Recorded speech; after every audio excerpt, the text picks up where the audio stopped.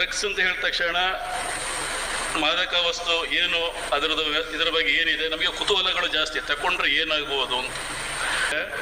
ನಿಮ್ಮ ಏಜ್ ಏನಿದೆ, ಈ 15, 16, 17, ಈ 10th standard, first PUC, second PUC, ತುಂಬ ಒಂದು ನಿಮ್ಮ ಈ ತುಂಬ ಕೆಟ್ಟ ಇದು ಏನು ಅಂತ ಹೇಳಿದರೆ, ನೀವು ಪ್ರತಿಯೊಂದಕ್ಕೂ ಬೇಗ ನೀವು ಅದಕ್ಕೆ ಆಕರ್ಷಿತರಾಗ್ತೀರಿ.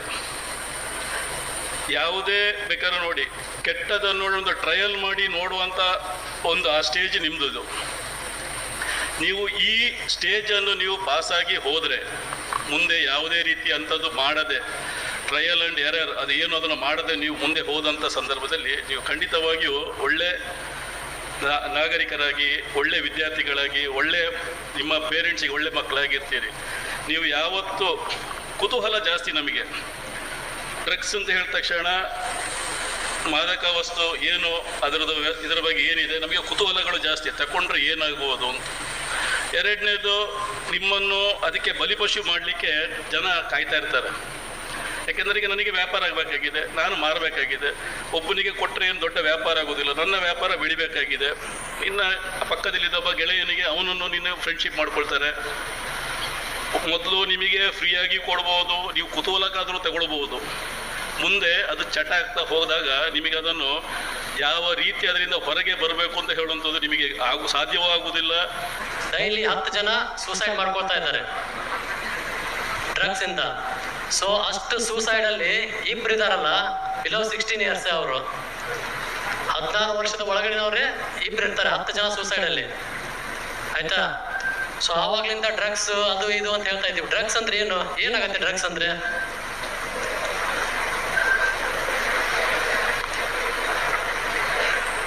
ಡ್ರಗ್ಸ್ ಒಂದು ಅಮಲು ಪದಾರ್ಥ. ಅದರಿಂದ ಏನಾಗತ್ತೆ, ಅದನ್ನ ತಗೊಂಡಾಗ ಮೈಂಡ್ ಬಾಡಿ ಕೋಆರ್ಡಿನೇಷನ್ ತಪ್ಪೋಗತ್ತಲ್ಲಿ. ಆಯ್ತಾ? ಈಗ ಅವನು ಡ್ರಿಂಕ್ಸ್ ಮಾಡಿರ್ತಾನಲ್ಲ, ಮಾರನೇ ದಿವಸ ಕೇಳಿದಾಗ ಏನ್ ಮಾಡಿದೇನೋ ಗೊತ್ತಿಲ್ಲ ಅಂತ ಹೇಳ್ತಾನ ಅವನು. ಸೊ ಅದೇ ತರ ಮೈಂಡ್ ಬಾಡಿ ಕೋಆರ್ಡಿನೇಷನ್ ತಪ್ಪೋಗಿರುತ್ತೆ. ಸೊ ಯಾವ ರೀತಿ ಡ್ರಗ್ಸ್ ಅನ್ನ ಸೇವನೆ ಮಾಡ್ತಾರೆ, ಯಾವ ತರ ನೋಡಿದಿರಿ ನೀವೆಲ್ಲ? ಆಲ್ಮೋಸ್ಟ್ ಒಂದು ಬಾಯಿಂದ ಸೇವನೆ ಮಾಡೋದು. ಆಯ್ತಾ? ಬಾಯಿಂದ ಸೇವನೆ ಮಾಡೋದು, ಮತ್ತೆ ಮೂಗಿನಿಂದ, ನೆಕ್ಸ್ಟ್ ಇಂಜೆಕ್ಷನ್, ಮತ್ತೆ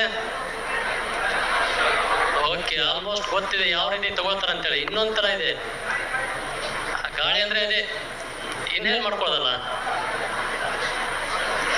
ಇನ್ನೊಂದೇನಿದೆ, ಆ ಡ್ರಗ್ಸ್ ಅನ್ನ ಬರೀ ನಿಮ್ಮ ಸ್ಕಿನ್ ಗಳಿಗೆ ರಬ್ ಮಾಡ್ತಿರಲ್ಲ, ವಿಕ್ಸ್, ಜೆಂಡು ಬಾಂಬ್, ಆ ತರ ರಬ್ ಮಾಡ್ಕೊಂಡ್ರೆ ಆ ತರದ್ದು ಕೆಲವೊಂದಿಷ್ಟು ಡ್ರಗ್ಸ್ ಇದೆ. ಅದರಿಂದನೂ ನಶೆ ಆಗೋ ಚಾನ್ಸಸ್ ಇರುತ್ತೆ. ಆಯ್ತಾ? ಸೊ ಕೆಲವೊಂದಿಷ್ಟು ಡ್ರಗ್ಸ್ಗಳು ಯಾವ್ಯಾವ ಇದಾವೆ ನಿಮ್ಗೆ ಕಾಮನ್ ಆಗಿರೋ ಗೊತ್ತಿರೋದು ಯಾವ್ದು? ಒಂದು ಗಾಂಜಾ, ಆಲ್ಮೋಸ್ಟ್ ಎಲ್ರಿಗೂ ಗೊತ್ತು. ಗಾಂಜಾ, ಅಫೀಮ್, ಹಶೀಶ್. ನೆಕ್ಸ್ಟ್ ಕೆಲವೊಂದಿಷ್ಟು ಟ್ಯಾಬ್ಲೆಟ್ಸ್ಗಳಿದಾವೆ.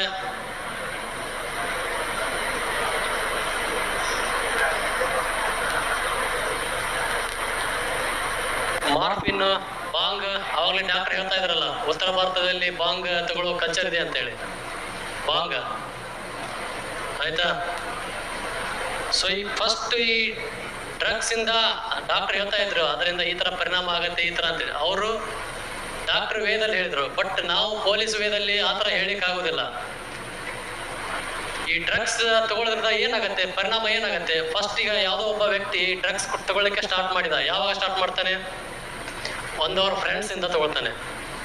ಸ್ಟಾರ್ಟ್ ಆಗೋದೇ ಫ್ರೆಂಡ್ಸ್ ಇಂದ ಹಾಳು ಆಗ್ತಾರೆ, ಫ್ರೆಂಡ್ಸ್ ಇಂದ ಉದ್ಧಾರನೂ ಆಗ್ತಾರೆ. ಅದನ್ನ ಯುಟಿಲೈಸ್ ಮಾಡ್ಕೊಳ್ಳೋದು ನಿಮ್ಮ ಮೇಲೆ ಬಿಟ್ಟಿದ್ದು. ಫಸ್ಟ್ ಯಾವ ತರ ಸ್ಟಾರ್ಟ್ ಆಗ್ತಾನೆ? ಈ ಪಾಕೆಟ್ ಮನಿ ಇರುತ್ತಲ್ಲ ಒಂದು, ಈ ಪಾಕೆಟ್ ಮನಿಯಿಂದ ಡ್ರಗ್ಸ್ ಅನ್ನ ತಗೊಳ್ಳಿಕ್ಕೆ ಸ್ಟಾರ್ಟ್ ಮಾಡ್ತಾನೆ. ಆ ಪಾಕೆಟ್ ಮನಿ ಸಾಲಲ್ಲ. ಆಮೇಲೆ ಏನ್ ಮಾಡ್ತಾನೆ? ಸಾಲಕ್ಕೆ ಹೋಗ್ತಾನೆ. ಫ್ರೆಂಡ್ಸ್ ಇಂದ, ಅವರಿಂದ, ಇವರಿಂದ ಸಾಲ ತಗೊಳ್ತಾನೆ. ಸಾಲನೂ ಆಯ್ತು. ಸಾಲ ಕೊಡೋರು ಎಷ್ಟು ಜನ ಇರ್ತಾರೆ? ಒಂದು 5 ರಿಂದ 10 ಜನ ಕೊಡ್ತಾರೆ. ಸಾಲ ಆಯ್ತು. ಆಮೇಲೆ ಕಳ್ತನ ಕೇಳ್ತಾನೆ. ಕಳ್ತನ ಕೇಳಿದ ಹುಡುಗಿಯರಾಗಿರ್ಲಿ, ವಯಸ್ಸಾದವರಾಗಿರ್ಲಿ, ಯಾರೇ ಇರಲಿ, ಅನ್ನೋನ್ ಕಾಲ್ಸ್ಗಳನ್ನ ರಿಸೀವ್ ಮಾಡೋದು, ಸ್ಪೆಷಲಿ ವಿಡಿಯೋ ಕಾಲ್ಸ್ಗಳನ್ನ ರಿಸೀವ್ ಮಾಡೋದು ಅವಾಯ್ಡ್ ಮಾಡಿ. ಏನು ಮಾಡಬೇಕು? ವಾಟ್ಸಪ್ಪಲ್ಲಿ ಕೆಲವೊಂದಷ್ಟು ಫೀಚರ್ಸ್ ಇದೆ. ಸೊ ವಾಟ್ಸಪ್ಪಲ್ಲಿ ಓಪನ್ ಮಾಡಿದಾಗ ಸೈಲೆನ್ಸ್ ಅನ್ನೋನ್ ಕಾಲ್ಸ್ ಅಂತ ಒಂದು ಫೀಚರ್ ಕೊಟ್ಟಿದ್ದಾರೆ ವಾಟ್ಸಪ್ಪಲ್ಲಿ. ಬಹುಶಃ ತಮ್ಮೆಲ್ಲರಿಗೂ ಗೊತ್ತಿಲ್ಲ ಇದು, ಇವತ್ತೇ ಹೋಗಿ ನೋಡಿ.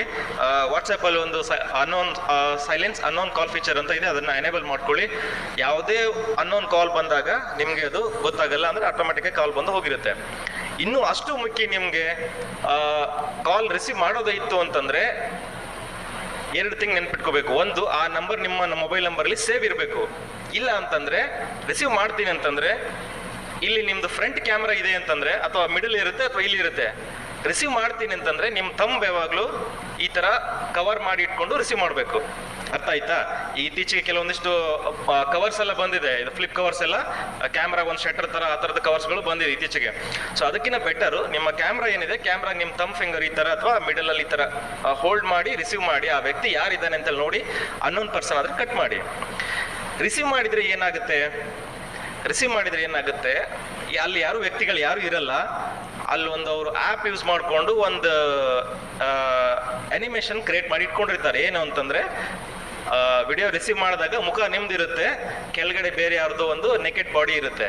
ಮೀನ್ಸ್ ಅಂದರೆ ನಿಮ್ಗೆ ಗೊತ್ತಾಗಲ್ಲ. ನೀವು 15 ಸೆಕೆಂಡ್ ಅವರು ವಿಡಿಯೋ ಆನ್ ಇಟ್ಟಿರ್ತಾರೆ, ಆಮೇಲೆ ಕಾಲ್ ಕಟ್ ಮಾಡ್ತಾರೆ. ಅದಾದ್ಮೇಲೆ 1 ನಿಮಿಷಕ್ಕೆ ನಿಮಗೆ ಒಂದು ವಿಡಿಯೋ ಬರುತ್ತೆ, ನಿಮ್ಮ ವಿಡಿಯೋನೇ, ನಿಮ್ಮ ನೆಕೆಡ್ ಆಗಿರೋ ವಿಡಿಯೋನೇ ನಿಮ್ಗೆ ವಾಪಸ್ ಕಳಿಸ್ತಾರೆ. ಕಳಿಸಿ ಏನು ಹೇಳ್ತಾರೆ, ಇದನ್ನು ನಾನು ನನ್ನ ನಿಮ್ಮ ಫ್ರೆಂಡ್ಸ್ಗೆ ಕಳಿಸ್ತೀನಿ, ನಿಮ್ಮ ರಿಲೇಟಿವ್ಗಳಿಗೆ ಕಳಿಸ್ತೀನಿ ಅಂಥೇಳಿ ನಿಮಗೆ ಥ್ರೆಟ್ನಿಂಗ್ ಮಾಡೋಕ್ಕೆ ಸ್ಟಾರ್ಟ್ ಮಾಡ್ತಾರೆ. ನೀವೇನು ಮಾಡ್ತೀರಿ? ಇಂಥ ವಿಚಾರಗಳನ್ನು ಏನು ಮಾಡ್ತಾರೆ, ಹುಡುಗರು ಆದರೆ ಅವ್ರ ಪಕ್ಕ ಸ್ನೇಹಿತರಿಗೆ ಹೇಳ್ಕೊಬೋದು, ಏನೋ ಹಿಂಗಾಗಿದೆ ನೋಡಿ ಮಗ ಅಂತ ಏನೋ ಹೇಳ್ಬೋದು. But when it comes to ಹುಡುಗಿರಿಗೆ ಏನಾಗುತ್ತೆ, ಅವಾಗ ಹೇಳ್ಕೊಳ್ಳಿಕ್ಕೆ ಕಷ್ಟ ಆಗುತ್ತೆ, ಹೇಳ್ಕೊಳ್ಳಿಕ್ಕೆ ಮುಜುಗರ ಆಗುತ್ತೆ.